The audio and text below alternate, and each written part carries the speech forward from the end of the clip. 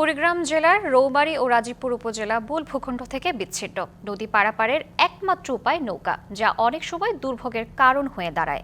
নদীর নাব্য সংকট ও প্রাকৃতিক বাধার কারণে স্কুল, কলেজ ও হাসপাতালে যাতায়াত কঠিন।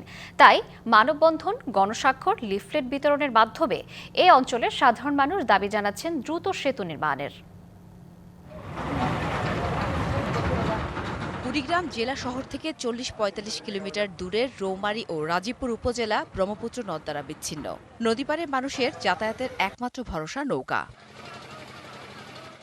তবে সম্প্রতি ফেরি চলাচল শুরু হলেও নাব্য সংকট ও অন্যান্য কারণে প্রায়ই বিঘ্ন ঘটে। ফলে দুর্ভোগে পড়েছেন নদীপাড়ের সাধারণ মানুষ। স্থানীয়রা বলছেন, কয়েক বছর আগে সেতু নির্মাণের উদ্যোগ নেওয়া হলেও তা থমকে আছে।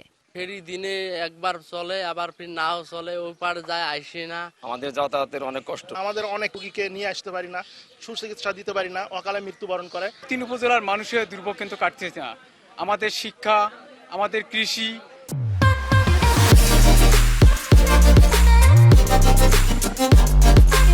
এবং আমাদের চিকিৎসার ক্ষেত্রে খুব বড় একটা ধকলের মধ্যে দিয়ে আমরা যাচ্ছি।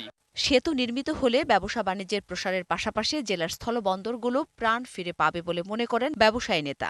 এই সেতুটি নির্মাণ হলে যাতায়াত ব্যবস্থা এবং ঢাকাগামী আমাদের যে যাতায়াত, সেটি আমাদের জন্য অনেক সময়ের ব্যবধানে কমে আসবে। স্থলবন্দরটি আমরা পূর্ণাঙ্গভাবে চালু করতে পারবো। জেলার মানুষের প্রত্যাশা, সেতুটি নির্মিত হলে রাজধানী ঢাকার সাথে যেমন দূরত্ব কমবে, তেমনি যোগাযোগ ব্যবস্থায়ও আসবে আমূল পরিবর্তন। DBC news desk.